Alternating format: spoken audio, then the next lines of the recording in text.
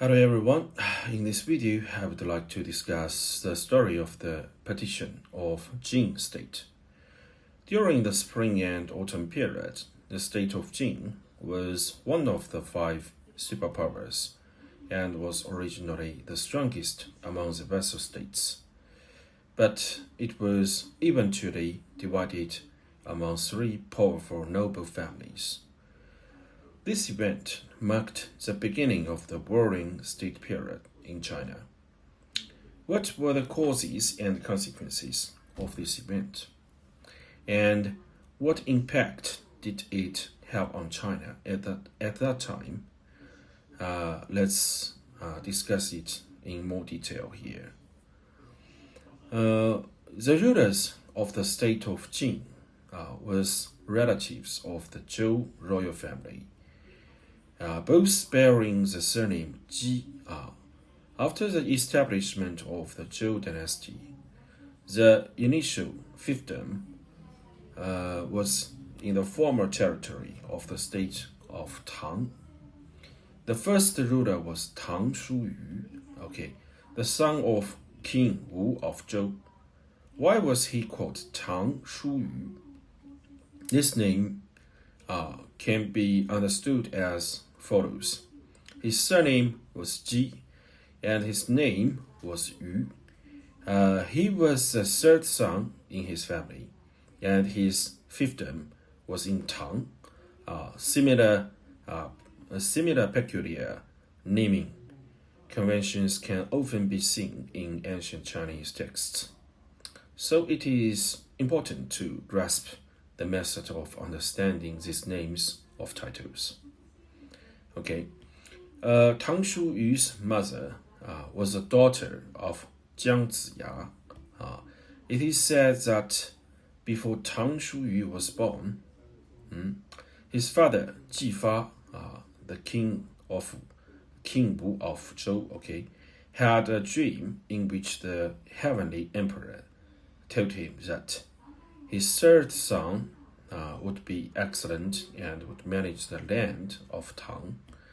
After the elder brother of Tang Shuyu, King Cheng of Zhou, destroyed the state of Tang, he granted this land to Tang Shuyu. Then, to Tang Shuyu's son Ji Xie, moved the capital to the side of the Jing River, which is southwest of present-day Taiyuan, Shanxi province, and changed the state's name from Tang to Jin, similar to how a company nowadays might change its location from Linfen to Taiyuan. In the early days, the territory of Jin was very small, surrounded by nomadic tribes such as Rong and Di. After several generations of efforts by the rulers and the ministers of Jin, over hundreds of years, Jin annexed numerous small states, reaching the peak of its territory extent and power.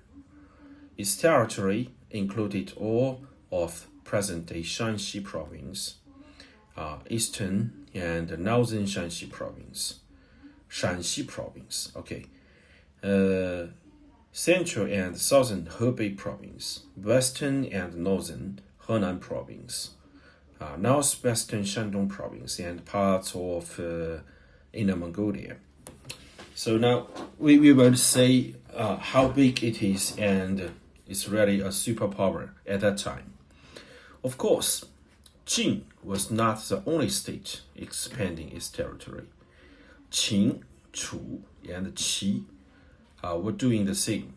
At its peak, Jin had the largest territory and the strongest national power among all states.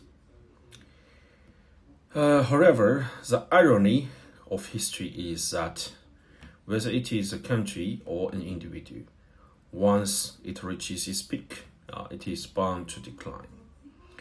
Jin is a living example of this.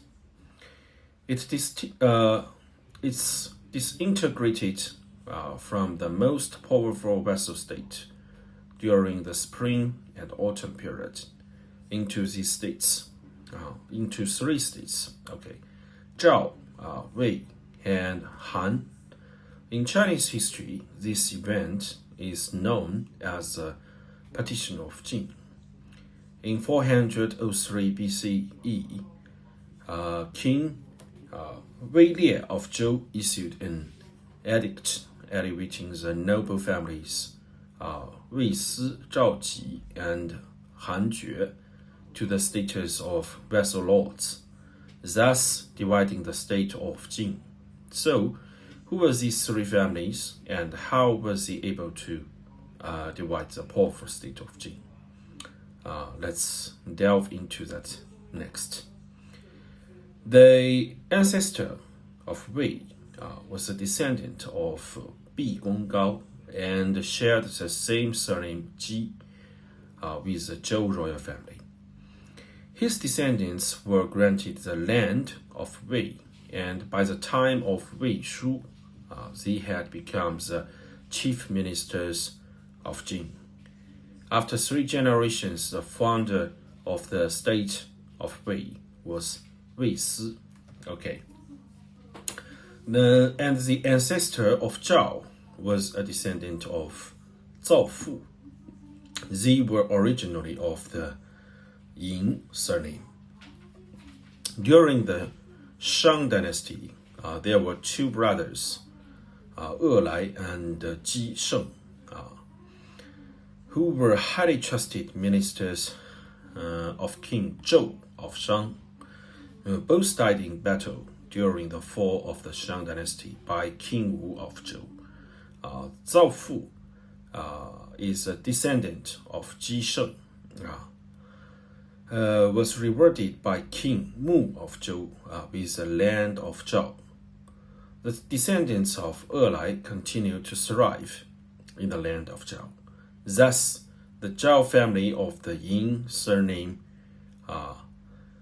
Another important branch of the Yin surname, E Lai's descendants,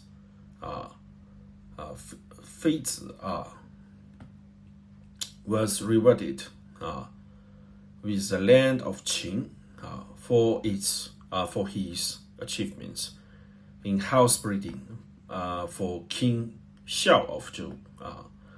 Due to Zhao Fu's care for E Lai's descendants, Feizi's descendants continue to use the Zhao surname of the Yin clan, which eventually becomes the state of Qin. Okay, now we know Zhao and Qin actually comes from the same clan and with same surname. Zhao Fu initially served the Zhou dynasty, but by the time of his descendant Shu Dai, they moved to Jin. By the time of Zhao Su, they were granted the land of Geng. Zhao Dun became the chief minister of Jin, and after 6 generations, the founder of the state of Zhao was Zhao Ji. Okay, now we know what the Zhao state comes from. The ancestor of Han came from the royal family of Zhou and also bore the surname Ji. After many generations, by the time of Han Wuzi, they served the state of Jin and were granted the land of Han Yuan. Okay, it's a clan named Han. By the time of Han Jue, they became the chief ministers of Jin, and after 6 generations, the founder of the state of Han was Han Jue. These 3 families served as chief ministers of Jin for generations. During the spring and autumn period, Chinese history entered an era of feudal fragmentation and continuous warfare. To consolidate internal affairs and expand power, various states established the position of chief minister to assist the rulers in handling state affairs. The chief minister was not only a civil official, but often held the highest military position, second only to the ruler in power. In the state of Chu, a similar position was called Ling Ying, just like the general mixed the general and the prime minister's power.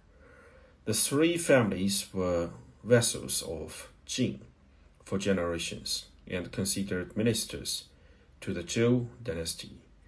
The Zhou royal family had declined, and Jin hosted alliances for vassal states to honor the Zhou royal family, granting the rulers of Jin the title of duke. These families usurped the power of Jin, despised their rulers, and divided the state. According to the royal law, these should have been executed. However, King Wei of Zhou not only failed to execute them, but also granted them the status of new vassal lords. This historical event completely shook the foundations of the political and social hierarchy at the time, namely the Ruchu system. This concludes our discussion for this video. In the next video, we will discuss the Ruchu system in ancient China. Thanks for watching.